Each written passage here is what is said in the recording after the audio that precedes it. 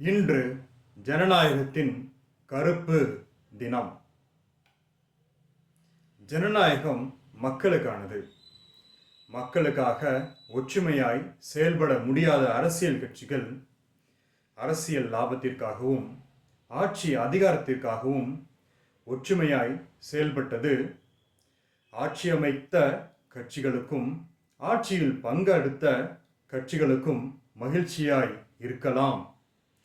ஆனால் இது மக்களுக்கான ஜனநாயகத்தின் கருப்பு நாளாகத்தான் கருத முடியும். சிந்திப்போம். மக்களுக்காக ஒற்றுமையாய் மக்கள் பிரச்சனைகளை சரியாய் கண்டறிந்து நேர்த்தியான திட்டமிடுதலோடு மக்கள் பிரச்சனைக்குரிய தீர்வுகளை சமுதாயத்தில் செயல்படும் பொழுது மறுமலர்ச்சி உண்டாகும், புதுமை பிறக்கும்.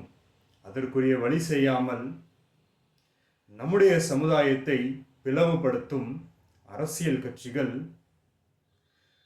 கட்சி தலைவர்கள் தங்களுடைய அறியாமையை விட்டு நீங்கி ஒற்றுமையாய் மக்கள் நலனுக்கென்று தங்களுடைய சுயத்தை வெறுத்து செயல்பட வேண்டும் என்பதுதான் என்னுடைய வேண்டுகோளாய் இருக்கிறது.